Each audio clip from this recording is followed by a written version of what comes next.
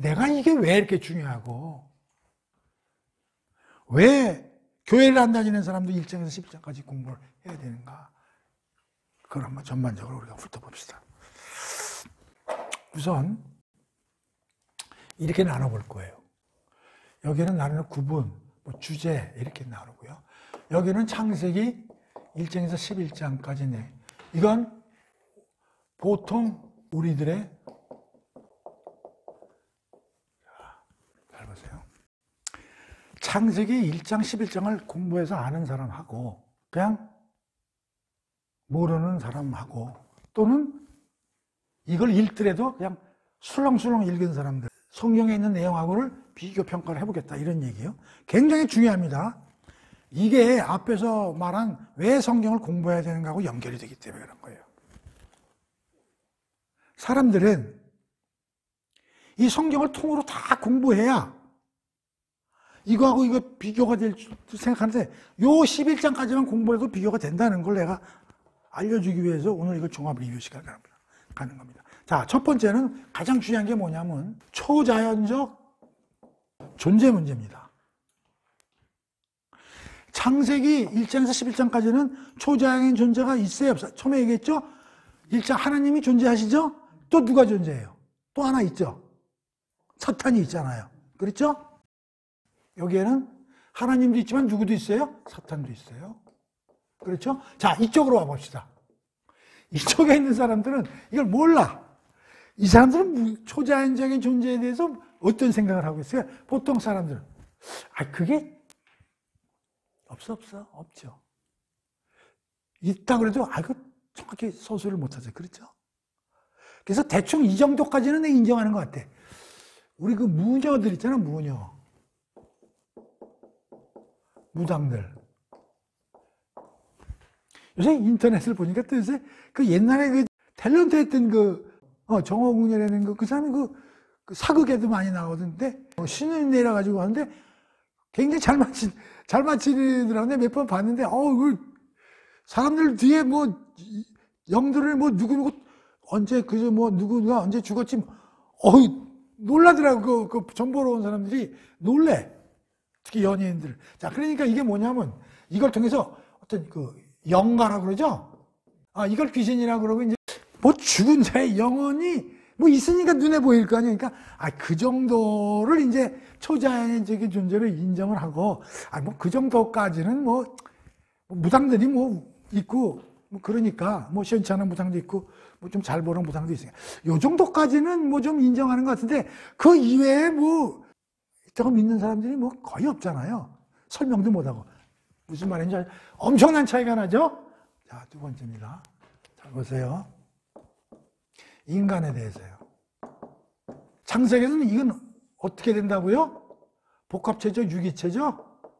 영적인 요소와 물질이 연합되어 있다고 했죠? 그래서 우리는 영과 혼과 바디 이렇게 구성이 되어 있다고 그랬죠? 그러면은 인간은 어떤 존재예요? 성경을 통해서 볼 때 우리가 하나님이 만들 때는 우리 앞에 공부했죠? 복합체적 유기체로 바디와 소울과 스피릿을 만들어졌는데, 우리는 고린도전서 1장 30절을 기준으로 해서 우리는 지혜롭고 거룩하고 의롭고, 거기에 하나님이 자유의지를 주셨고 양식까지 넣는 그러한 인간을 만들었다고 공부했죠?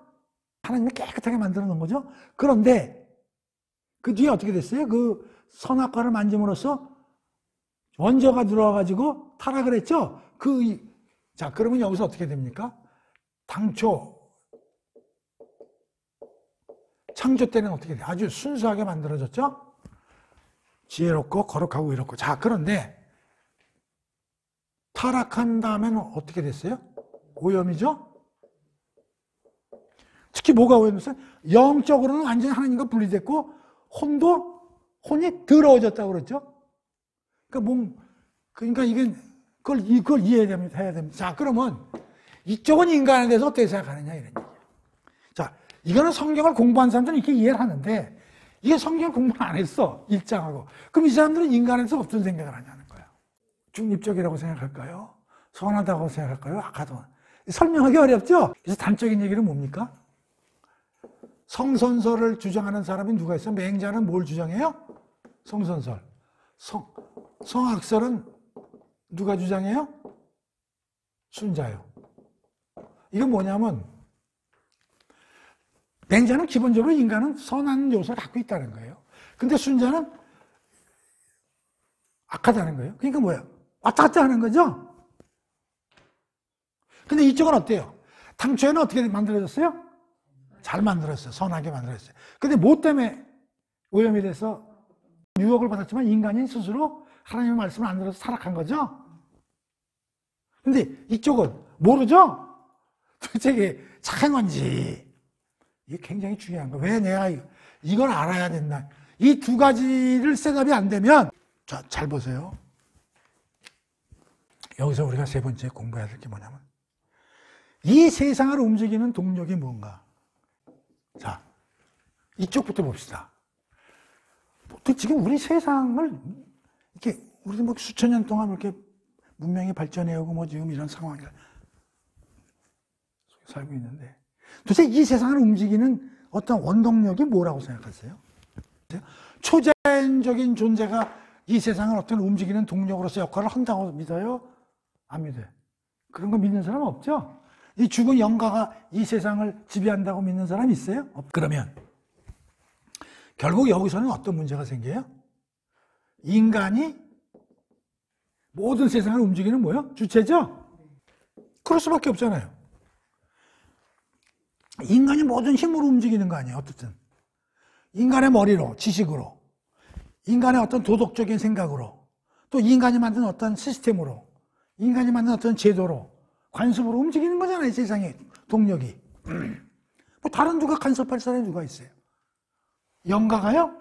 아까 얘기했죠. 영가는 일부 그냥 자기가 생각하는 뭐 가족들이, 친척들이 몇 명, 뭐 빙의가 들어가서 군출. 그거 이외에 뭐 갑순이 아버지가 죽어서 영원히 떠돌면서 갑순이 집에, 패밀리에 대해서나 뭐 힘을 미치지. 그 갑순이 아버지가 영원히 무슨 저기 다른 사람 뭐 영향을 미치지. 그러지 않잖아요. 그럼 결국 뭐야? 인간이 움직이는 거잖아요, 결국. 인간의 뭐하고 뭐로 움직이는 거예요? 인간의 이성으로. 인간의 이성이 뭐예요? 지성 아니에요. 이걸로 뭐가 일어나요? 지식과 기술, 이런 게 다 일어나는 거 아니에요? 지식. 이걸 통해서 뭐 기술 발전. 또, 인간이 뭘 해요? 인간의 뭐 양심, 인간의 도덕적 양심 가지고 관습 같은 거 전통이죠.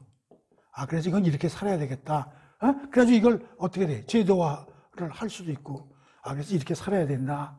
그래서 맞는 게 이제 뭐예요? 뭐 사람 죽이지 말자.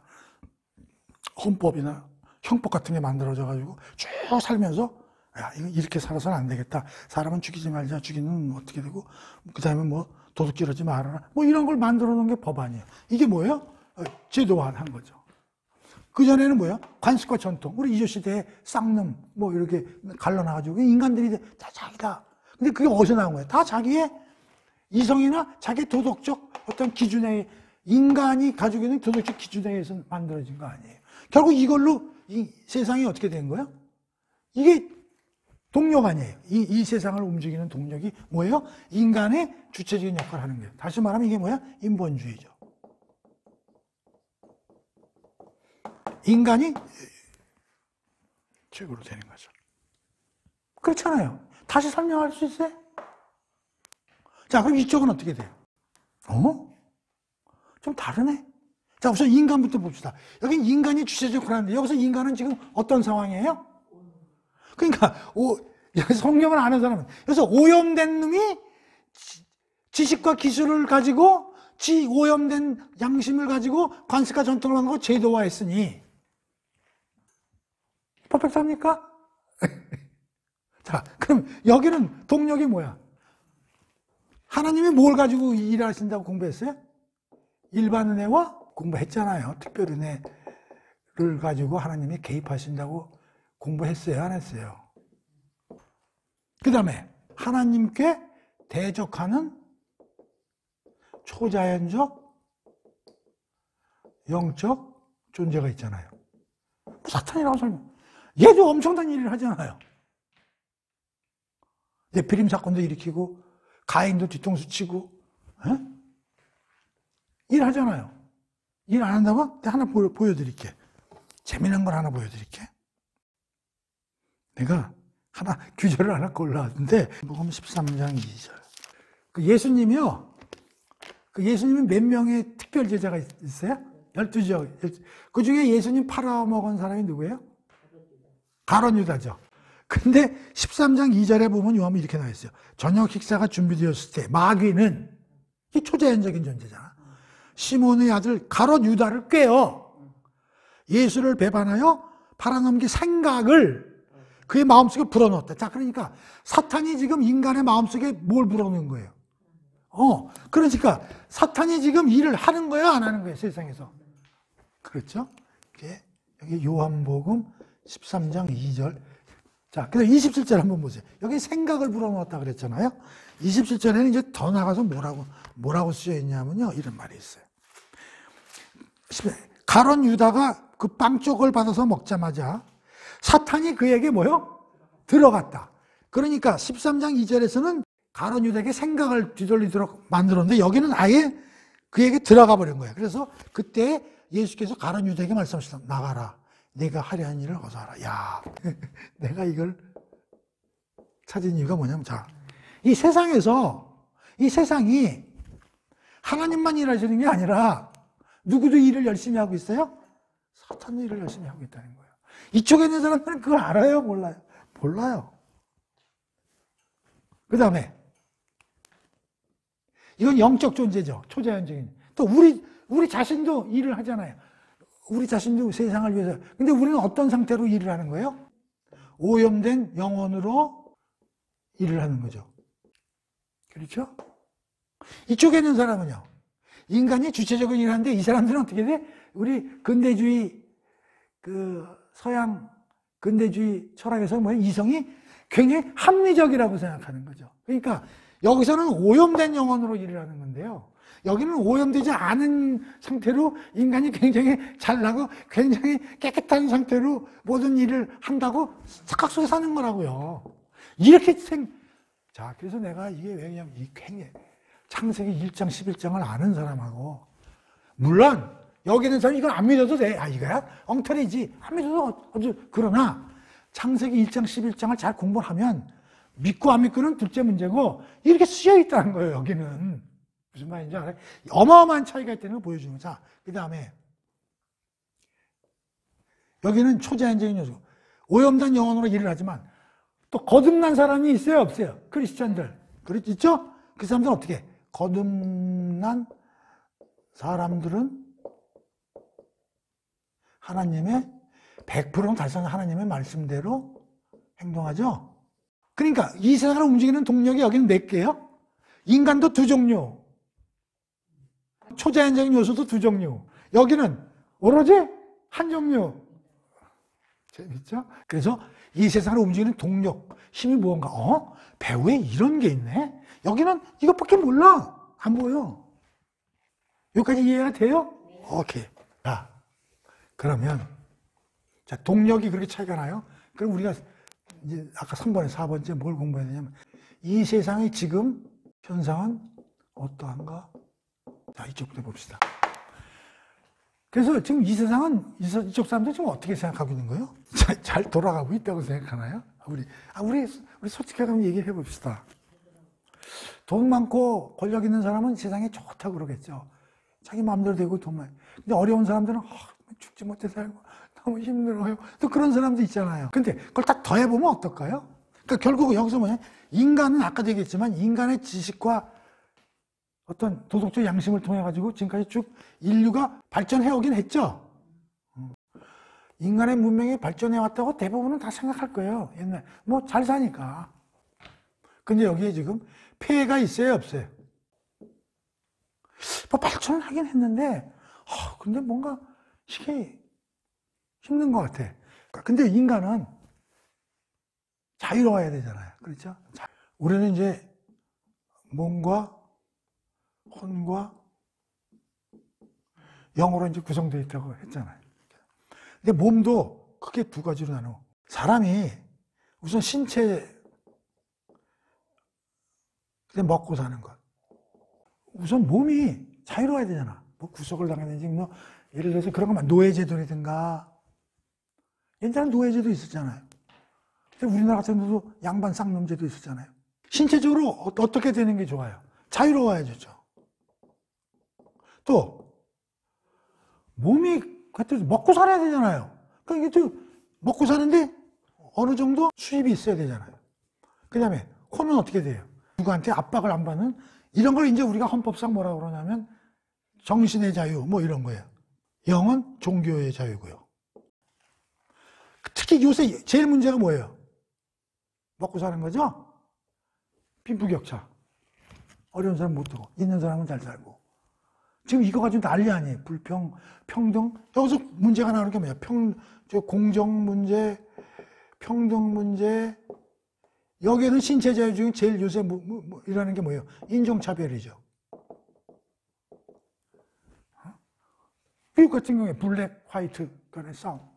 특히 이번에 코로나 사태를 해가지고 아시안족, 중국에서 코로나가 유발됐다 그래가지고 미국 사회에서 동양인들을 굉장히 따돌린다. 이런 게 신체의 자유, 인종차별 같은 거. 아직 해결을 못했죠. 그 다음에 먹고 사는 거. 이건 뭐 지금 공정평등이 안 되니까 불균형이고 빈부격차고 이 문제 지금 뭐 난리 법석 아니에요. 사상의 자유, 표현의 자유. 이것도 지금 사회주의 국가에서는 어려운 거 아니에요. 종교의 자유. 이것도 이런 게 다 지금 만족스럽게 돌아가야 되는데 지금 이러한 문제들이 지금 자 그러면 인간들은 그럼 우리가 쭉 인류의 문명의 역사, 인류가 쭉 발전해 왔는데 거기에 대해서 어떠한 지금 평가들을 내리고 있느냐? 없어요. 첫 번째 뭐냐? 그냥 그래도 발전적이다, 긍정적이다. 아니다. 이거는 주기적이다. 주기적인 순환적이다. 순환의 역사다. 좋았다 나빴다. 로마가 극성했다가 없어지고. 무슨 말인지 알죠? 고려시대 때 있었다가 없어지고. 그러니까 이게 이렇게 쭉 상향 곡선이 아니라 좋았다 나빴다. 어떻게 될지 모르니까 도전에 대한 응전. 그러니까 도전이 있을 때 과감하게 응전해서 이기는 민족은 잘 살고 거기에 찌그러지는 민족은 없고 우리가 어떻게 리스판스 하느냐에 달린 것이다. 이런 의견도 있고요. 결국은 뭐냐면 퀘스천이야. 어떻게 될지 몰라요. 인류 역사를 보면 유럽에서도 18세기 1700년도 후반부터 1800년도까지는 굉장히 이 세상을 유토피아로 가능하다고 생각들 했어요. 1800년도, 1700년도 후반 1800년도는 굉장히 세계가 안정되고 아주 조금만 더 우리가 열심히 하면 정말 잘 살 수 있다는 생각에 젖어 있었다고. 그런데 19세기 20세기 딱 들어와가지고 1900년도 초반에 1, 2차 세계대전이 터지면서 인간의 악한 본성이 그대로 노출이 돼버려가지고 이게 아닌 것 같다. 이렇게 돼버렸죠. 모든 인간들도 아무리 지금은 사회주의, 사회학자나 이런 사람이 과연 앞으로의 이 지구의 미래에 대해서 예측은 하지만 그게 맞아요? 잘 보세요. 나는 요새 있었어요. 지금 발전했다고 그러잖아요. 인류의 문명이 발전했다고 그러는데 내가 며칠 전인데 무슨 TV를 봤나요? 충격적인 걸 봤는데요. 우리나라가 어디 해방촌인가요? 그쪽에 쪽방들이 많더라고요. 시사의 창인가? 그 프로그램을 촬영을 해가지고 내가 2번 봤는데요. 근데 그 주거 조건이요.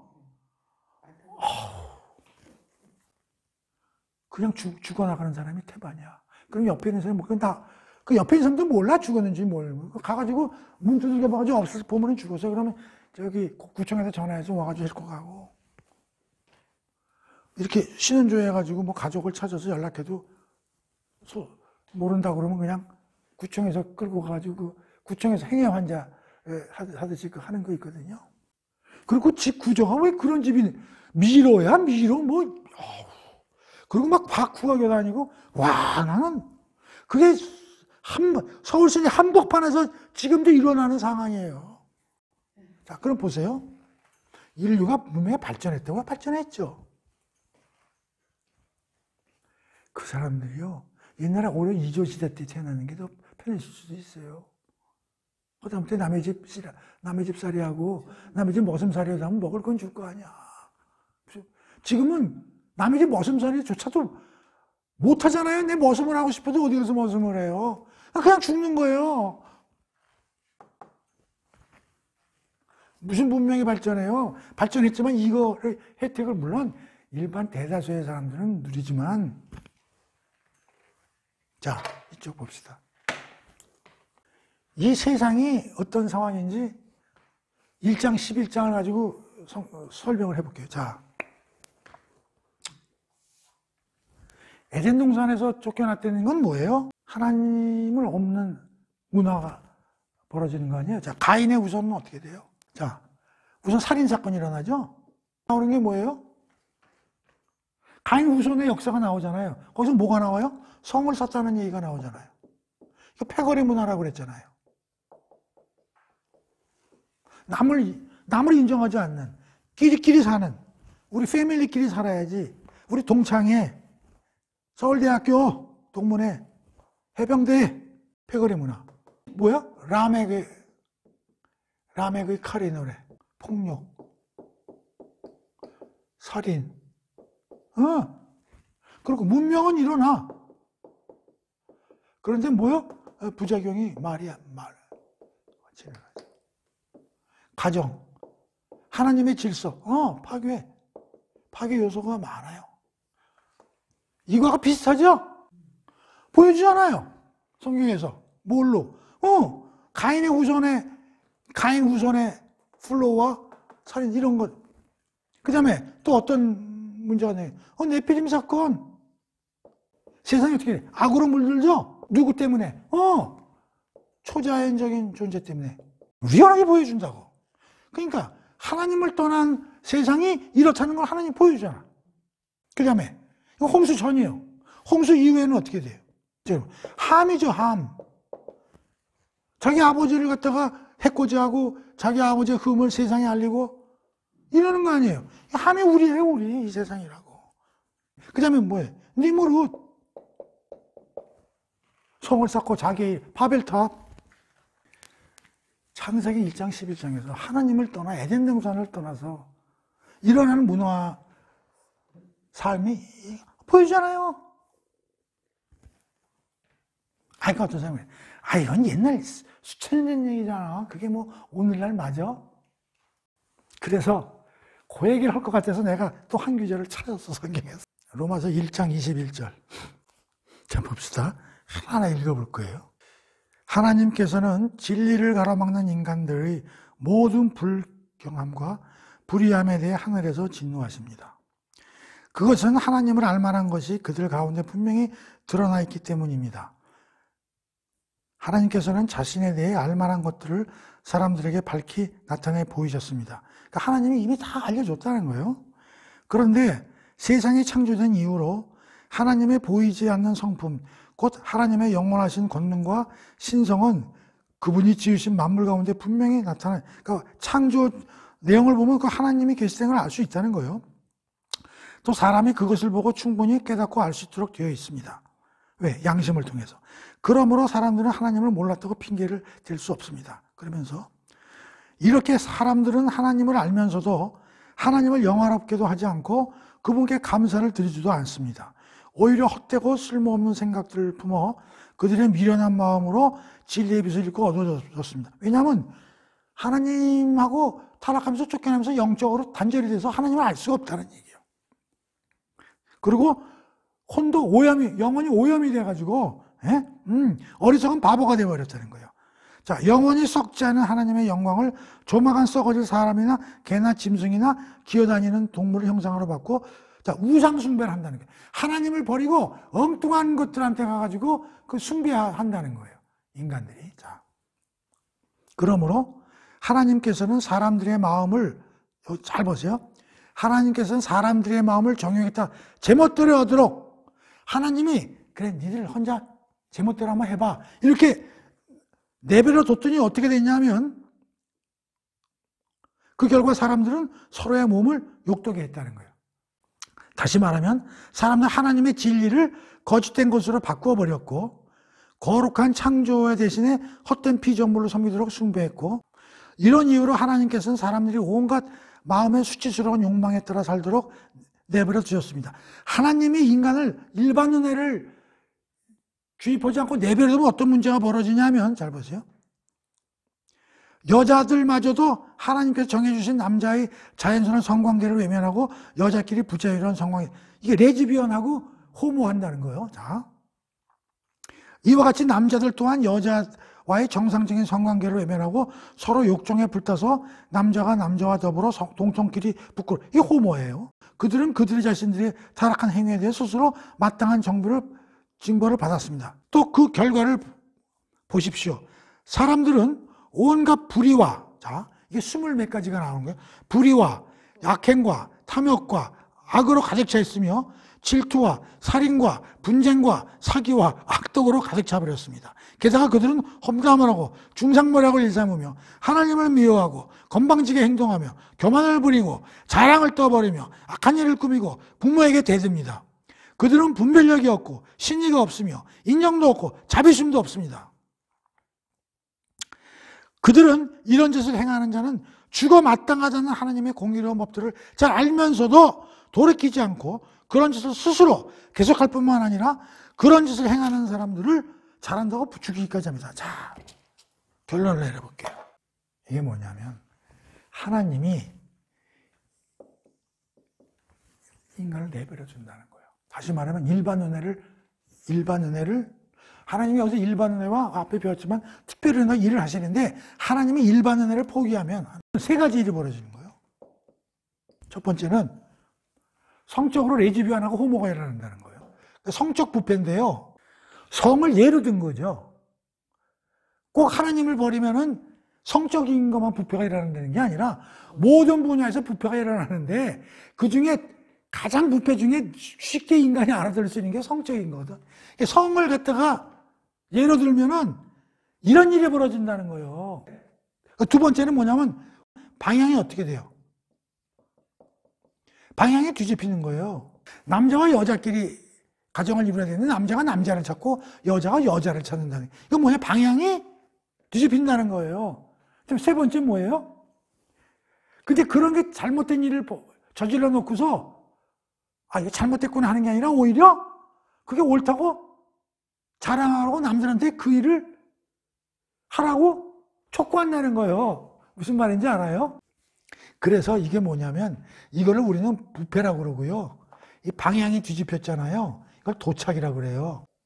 이걸 창난이라고 그러는 거예요. 이 로마서는 성을 예로 든 거예요. 성적으로만 이런 게 아니라 모든 세상이 이렇게 바뀐다는 게 어떻게 하나님이 일반 은혜를 포기하시면 어떻게 된다고요? 모든 게 부패 썩는다는 거예요.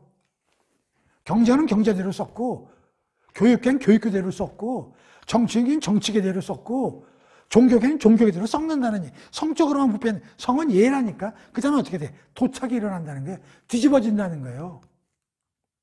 돈은 있는 데서 없는 데로 흘러야 되는데 없는 놈을 있는 놈이 없는 걸 뺏어가고요. 정치는 힘든 사람들을 위해서 공의와 정의로 쓰여야 되는 게 아니라 그놈들을 핍박해서 노예로 그렇게 이게 도착이에요. 이건 뭐예요? 창난. 그거를 좋아하고 즐기고 기뻐하고 다른 사람한테 너도 그런 일을 해야만 돈 벌고 권력을 가져 그러고 날뛴다는 이 정신착란증이죠. 하나님이 일반 은혜를 포기하면 이렇게 발생한다고 성경에 쓰여 있는 거예요. 이거를 여기에 구약에 1장에서 11장까지 나와 있는 하나의 샘플적인 사례를 일반화시키면 이렇게 되는 거예요. 그래서 근데 사람들이 에이 그건 너무 심하잖아. 이 정도는 아니지. 네, 아니에요. 왜 그래요? 하나님이 일반 은혜로 지금 쏘고 있기 때문에.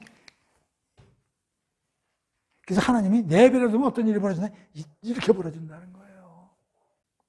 인간들이요. 이걸 모르면요. 이 안에서만 그냥 지들끼리 뭐 발전했잖아. 없는 사람, 우리가 제도개혁해서 조금 도와주면 되지. 뭐라 그래요? 니들 내가 손 안 쓰면 이렇게 돼.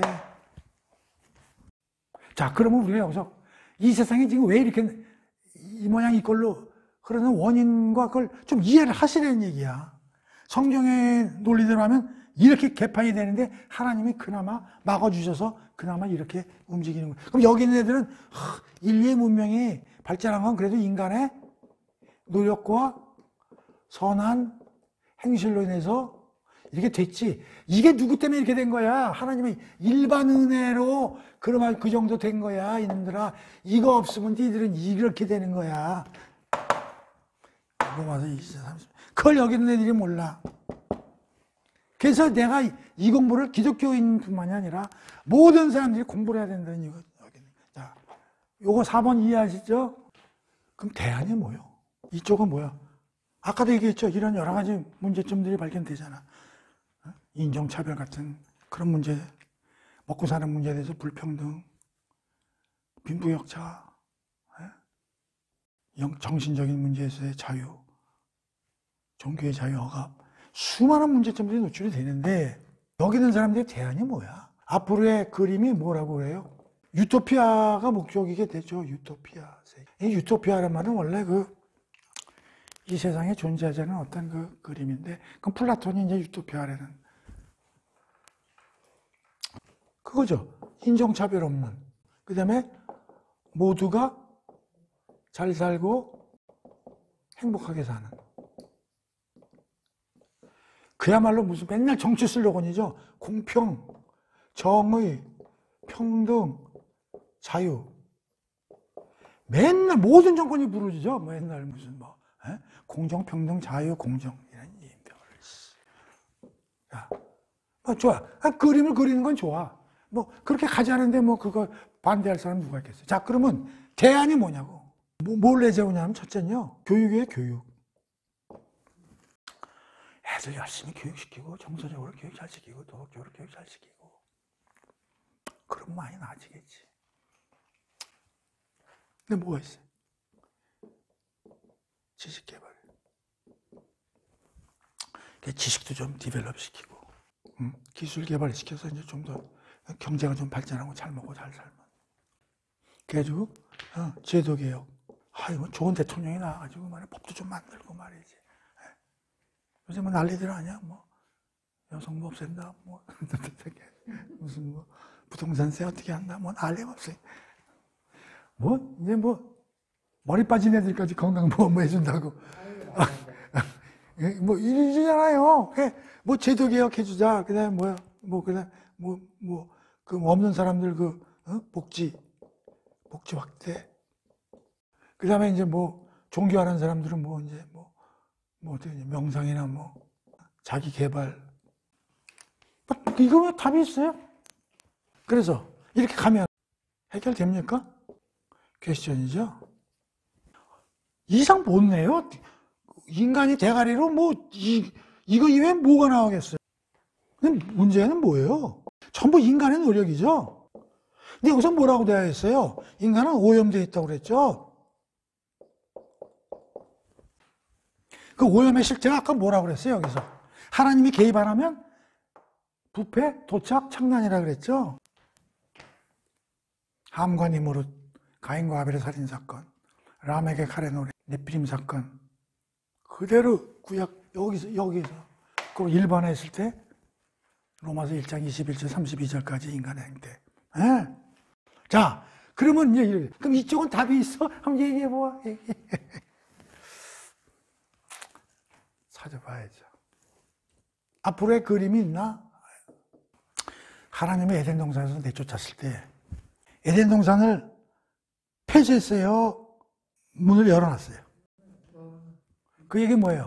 다시 들어올 수 있는 거예요. 자, 다시 말하면 에덴 동산 플러스 알파. 에덴 동산에서는 죄도 없고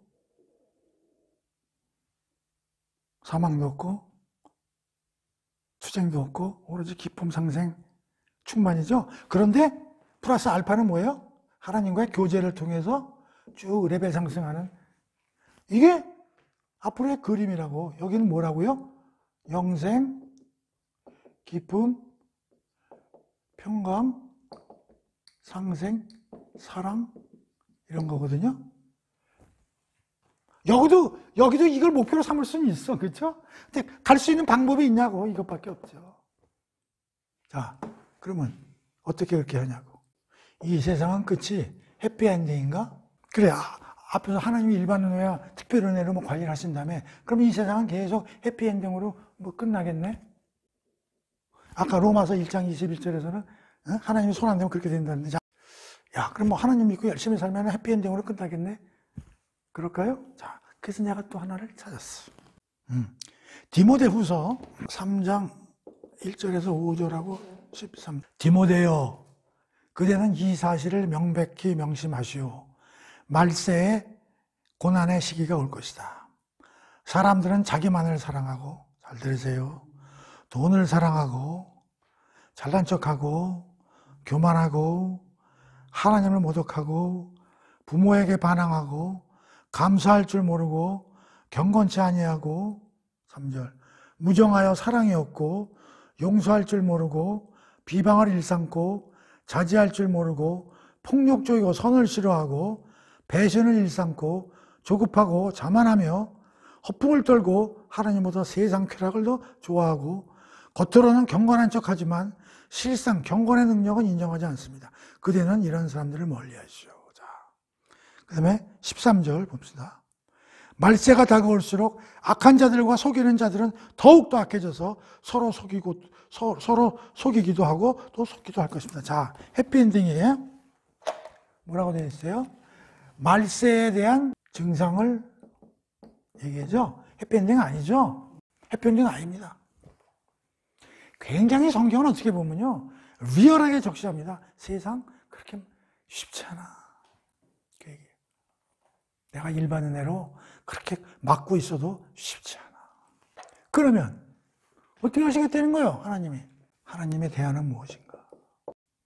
이쪽은 이거 이외에 답이 없어요. 그리고 이 결과는 장담 못해. 해결됩니까? 모른다야.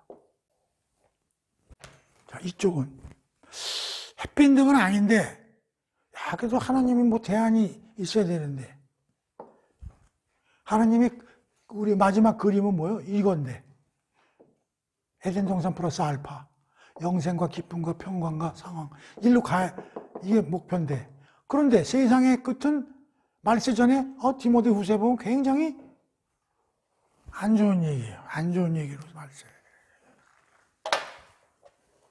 자, 지금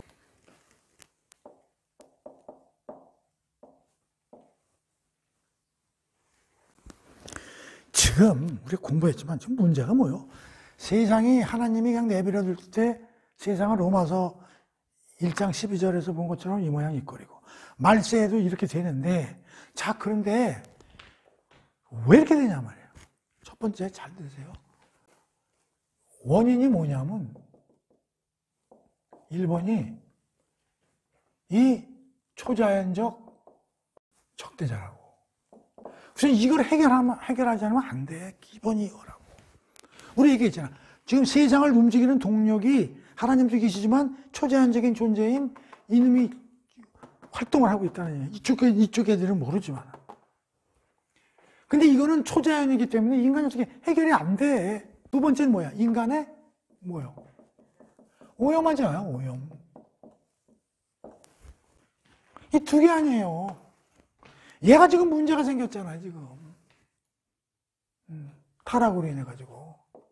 근데 이것도 그렇고 이것도 그렇고, 이거는 초자연적인 실체이기 때문에 인간이 능력으로 불가능한 거고, 이것도 인간의 오염, 타락과 죄의 원인이 누구요? 얘가 유혹해서 저지른 거냐. 어마어마한 세력이거든. 그러니까 이것도 인간이 못해. 그러니까 하나님이 하셔야 되는데, 야, 근데 과연 이 하나님이 하시겠냐는 거지. 자, 그러면 창세기에 하나님이 이거 하시겠다는 게 1장에서 21장 안에 뭐 나타나 있을까요? 창세기 어디서 이런 힌트를 얻어볼까? 그런 생각을 좀 해보시는 게 좋지 않겠습니까? 창세기 3장 15절.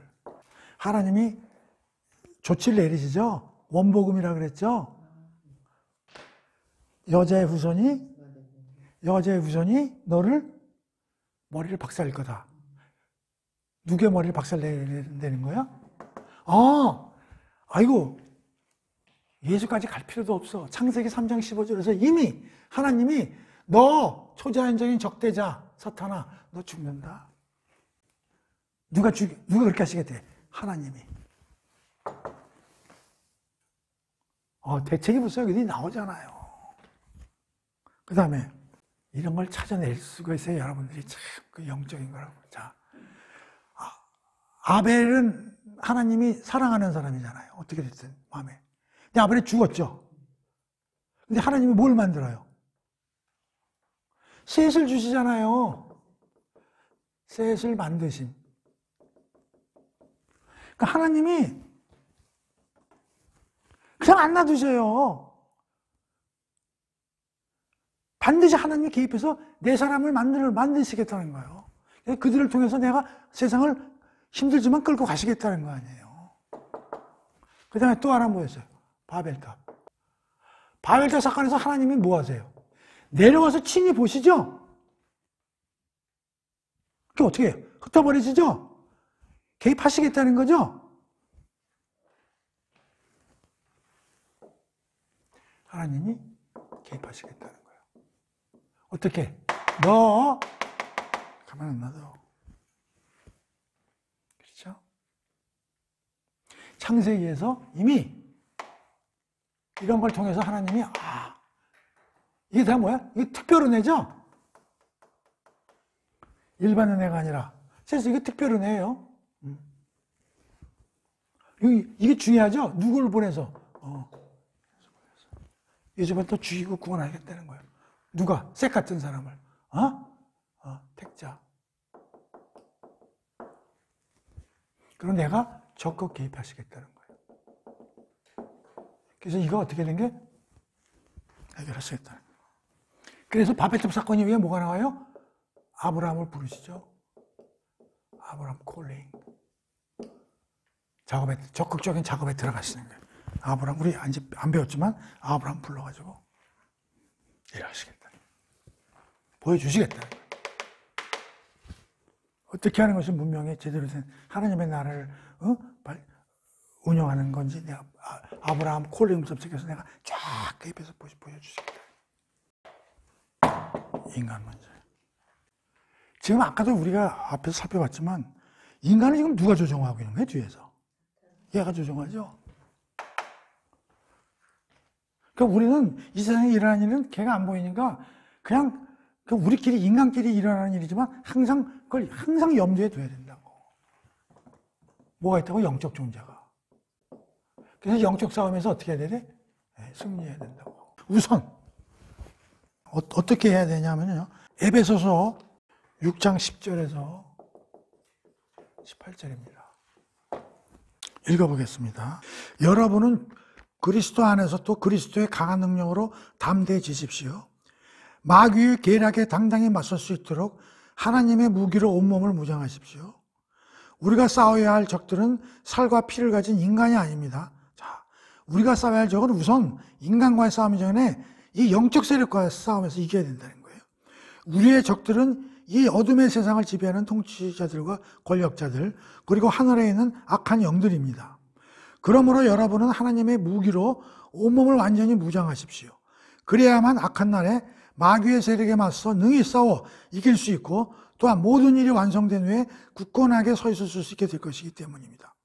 그러므로 이제 여러분은 굳건히 서서 진리의 허리띠로 허리를 동이고, 의의 갑옷으로 가슴을 가리고, 발에는 평화의 복음을 널리 전할 수 있도록 신발을 신고, 또 이 모든 것에 더하여 손에는 믿음의 방패를 들도록 하십시오. 그래서 그 방패로 악한 자가 쏘는 불화살을 막아 깨뜨릴 수 있어야 합니다. 그리고 머리에는 구원의 투구를 쓰고, 무엇보다 하나님의 말씀인 성령의 칼을 손에 쥐십시오. 어떠한 경우이든지 성령 안에서 하나님께 간구하고 기도하십시오. 이것을 위하여 항상 깨어 모든 일을 참고 견디면서 모든 성도를 위해 간구하기를 게을리하지 마십시오. 자, 기본적으로 뭐야? 이 싸움에서 이겨야 된다는 거예요.